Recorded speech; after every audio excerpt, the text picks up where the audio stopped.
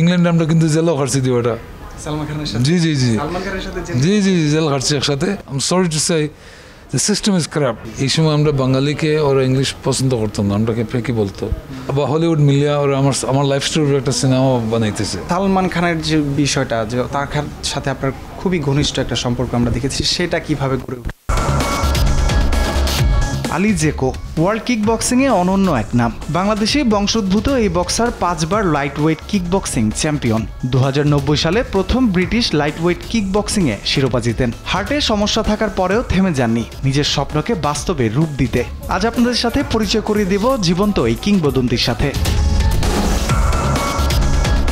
দর্শক, আমন্ত্রণ সবাইকে দেশ টিভি স্পোর্টসে। আপনাদের সঙ্গে আছি আমি রাফিউল ইসলাম রাতুল।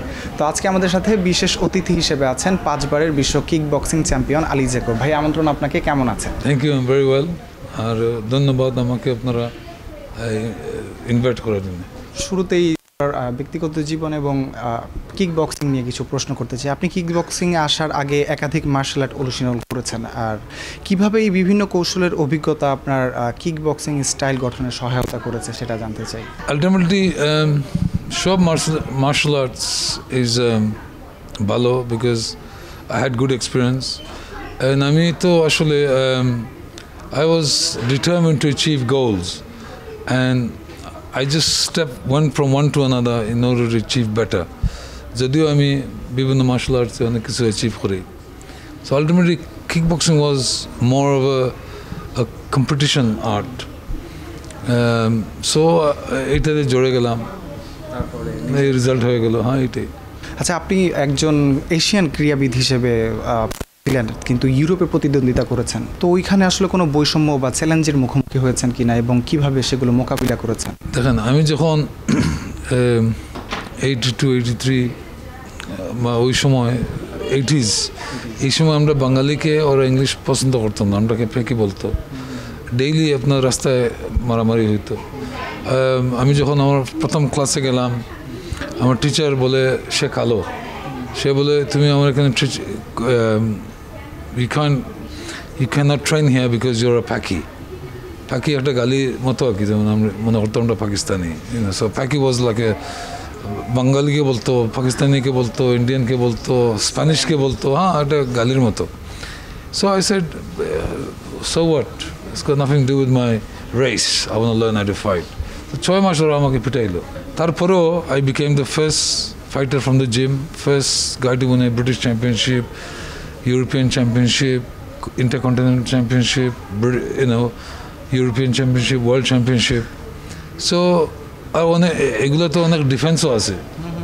সো এইভাবে, so I was determined to achieve my goal regardless of any excuses. বিশ্ব চ্যাম্পিয়নশিপ জেতার জন্য শুধু কৌশলগত দক্ষতা নয়, আমার মনে হয় যে মানসিক দৃঢ়তাও প্রয়োজন, মেন্টালি যেই সেট আপটা দরকার একজন অ্যাথলেটের। ওরা যে প্রশিক্ষণ আমাকে দিয়েছেন, ডিটারমিনেশন, আমার বাবার স্পেশালি। আমরা কিন্তু আসলে ছোটোবেলা সাধারণ মানুষ ছিলাম না, আমরা খুবই দুষ্ট, খুবই শয়তান, খুবই জালিম, আপনি অ্যানিমালও বলতে পারেন যে ইনসান, বুঝলেন? আমরা কোনো কিছু এভরিথিং ওয়াজ ফিয়ারলেস, বুঝতে পারছি। সো ফিয়ারলেসটা আমার অ্যাডভান্টেজে চলে আসছে, আমার বইয়ের কোনো ইয়া নাই। So I just jumped in the deep end, মানে সবসময় আই টুক দ্যাট লিপ, দিয়ে পরে দেখবো। So those kind of things. দেখুন, আমার যেভাবে আমার কথা বলছি, যেভাবে আমি বড় হয়েছি, কারণ ইংল্যান্ডে বড় হয়েছি, I didn't care about my colour, I was just like anyone else. We are the first generation Bangladeshi born in London. For example, I didn't compromise. I didn't compromise my root. I didn't compromise who I am. I didn't compromise my color or my skin. Anyway, যাই হোক, এখন England বা Hollywood মিলিয়া ওরা আমার life স্টোরির একটা cinema বানাইতেছে। যেমন আমেরিকান একটা ফিল্ম আছে, যদি আপনি দেখেন, হারিকেন, রুবেন কার্টার হারিকেন। ওই তদ্রুপ আমার লাইফ স্টোরির মধ্যে, because was the first generation. ওখানে যেন ওই সময় আমার স্কিন কালারে কেউ এইগুলো স্পোর্টস করে নাই। আমার নিজের মা বাপ আমাকে করে মারতো, বলতেন তুমি এটা করবা, ওখানেও ফিট খাও, এখানেও কিছু খাও। তারপরে ওখানে mental because I just because ওরা বিশ্বাস হয় না যে আমি বাঙালি হয়ে কীভাবে কালোকে বিট করবো, সাদাকে বিট করবো, বুঝছেন? So I was determined, it was my self determination, what made me who I am, because I believe in myself. I refuse to lose. I refuse to say no. I refuse to say I can't do this. There's nothing impossible for me to do. এত প্রতিদ্বন্দ্বীর সাথে আসলে ওইখানে আপনি মুখোমুখি হয়েছেন আপনার এত বড় ক্যারিয়ারে, তো কোনো বিশেষ প্রতিদ্বন্দ্বীর কথা মনে আছে কি, অথবা কোনো লড়াই যেটা আপনার এই মুহূর্তে মনে পড়ছে, যেটা আপনাকে ম্যাসিভ একটা ট্রান্সফর্ম করেছে আপনার লাইফে? See, I've always learned one thing.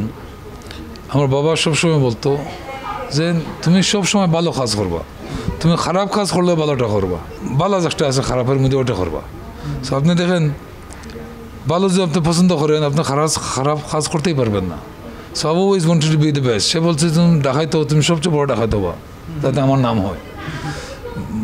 Boxer হলে সবচেয়ে বড় বক্সার হবা, যে আমার নাম, মানে whatever you do, you have to be the best, best, and it doesn't matter what. And I was, when I was, whether I was studying, whether I was in boxing, whether I was in singing, whether I was writing, যে কিছু আমি করি না কেন, I refuse to be the second best. তো আচ্ছা, আসলে আমরা যদি একটু বিনোদনের দিকে যাই, এন্টারটেইনমেন্ট পার্টটায়, তো একজন অ্যাথলেট, সফল অ্যাথলেট হিসেবে আপনি আপনার ক্যারিয়ারে পরিচিত পুরো ওয়ার্ল্ডে, এবং সেখান থেকে বিনোদনে আপনি পা দিয়েছেন, সেখানে সেটাতে যাওয়ার মোটিভেশনটা আসলে কী ছিল? You know what it is?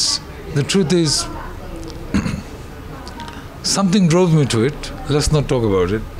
But the fact is, I decided to do something, and one morning I woke up and I said, that's what I'm going to do. আমার পরিবারের সবাই মনে করছে যে আমি পাগল হয়ে গেছি। আমার সবাই মনে করছে যে আমি তো I have lost my marbles. But I knew what I was doing.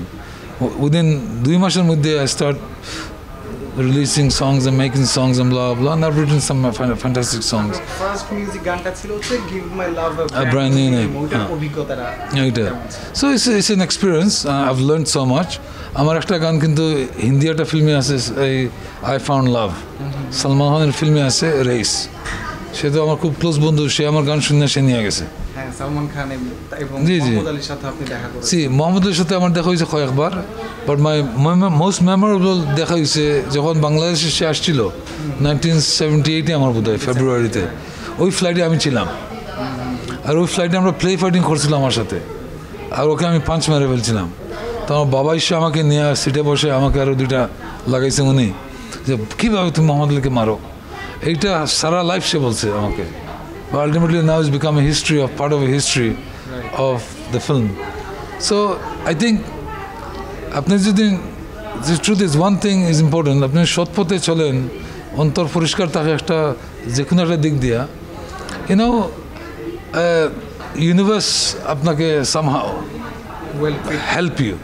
এই শাহরুখ খানের ডায়লগ আছে, সারা জাহা কি, the entire universe will help me to get where I need to be. Reward আপনি পাবেন। So I think you have to believe in yourself. ভাইয়া, সালমান খানের যে বিষয়টা, যে তার সাথে আপনার খুবই ঘনিষ্ঠ একটা সম্পর্ক আমরা দেখেছি, সেটা কিভাবে গড়ে উঠে? এটা সে আসছিল লন্ডনে একটা কনসার্ট করার জন্য। ওই সময় আমি ট্রেনিং করতাম, আর পার্ট টাইম ওই সিকিউরিটির কাজ করতাম, মানে বডিগার্ড। আর ওই সময় মিথুনদার সাথে একটা ঝামেলা লাগার কারণে 1989-এ যখন সে আসছিল মেনে পেয়ারকে করার পরে 90-তে, তখন থেকে তার সাথে আমার ফ্রেন্ডশিপ হয়ে গেছে। So we are same age, same madness, বুঝলেন আপনি? সেও পাগল, আমিও পাগল, বুঝলেন আপনি? ইংল্যান্ডে আমরা কিন্তু জেলও খাটছি দিওটা। জি জি জি জি জি জেল খাটছি একসাথে। সে আমাকে বলে, কত না কয়েক ঘন্টা ছিলাম, 6 ঘন্টা। মানে সে বলছে, আমাকে গালি দেয়, শালা বলে, শালা তোমার কারণে আমি জেলে গেছিলাম, আর তারপর থেকে আমার জেল যাওয়া বন্ধ হয় নাই। বুঝলাম, এই হলো, see this is the kind of friendship we have. The fact is, it's not Salman Khan, he's just like you and me, like another person, and he's a very humble, big-hearted person. The fact is, that's his job.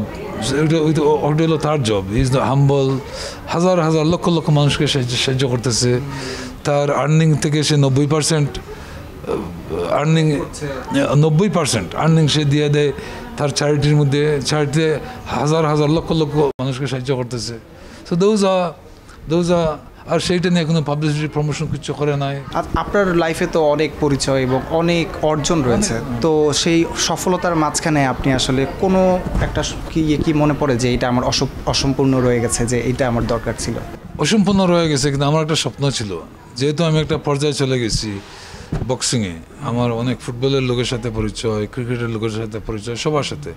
আমি চাইছিলাম আমার দেশের নামটা নিয়ে অন্য আরও লোক এটা করে, মানে it's a nice thing to do. আমি আসছিলাম দেশে একটা স্বপ্ন নিয়ে, যে 5টা ছেলেকে আমি বাংলাদেশ ইংল্যান্ডে নিয়ে যাব, ওরাকে আমি কোচিং দেব, তারপরে ওরা মধ্যে যে ভালো হয় বা 500টাকে এগিয়ে নেব, তরুণদের নিয়ে স্বপ্ন দেখার। হ্যাঁ, এটা করছিলাম, এটা নিয়ে আমি বাংলাদেশে আসছিলাম। তো ফেডারেশনের সেক্রেটারি, সে খুবই বড় একটা দ্রুত মানুষ, বলতে সে বক্সিং সম্বন্ধে কিছু জানে না, সে অতটুকু জানে যে আলী ভাই, ছাত্ররা আমরা প্লেয়াররা আমরা দেব পছন্দ করে, আর ওর কাছ থেকে 20 লক্ষ টাকা করে নেব, আপনি শুধু প্রেস কনফারেন্সে বলবে আমি এটা করব। আমি বললাম এটা প্রশ্নই ওঠে না, যেহেতু আমি রিটেন ডকুমেন্ট দিছি যে আমি এটা সব খরচ আমি দেব। আমার গভর্নমেন্টের শুধু কাছে এইটাই দাবি যে ওরাকে যদি আমি একটা চাকরি থেকে নিয়ে যাই ওখানে 6 মাসের জন্য, ওরা যখন রিটার্ন আসবে, just in case they don't make it, ওরা চাকরিটা আবার পাইতো ওরা, ওই কারণে। নাইলে তো আমার বাংলাদেশের গভর্নমেন্টের সাথে এটা করতে কোন দরকার নয়, প্রাইভেটলি আমি এটা করতে পারি। কারণ প্রাইভেটলি আপনার চাকরি এখান থেকে নিয়ে যাই, আপনি এসে কি এই চাকরি পাবেন? নিশ্চয় আরও রিপ্লেস করে ফেলছে, এইটাই। এর কারণে আমার ইচ্ছা ছিল।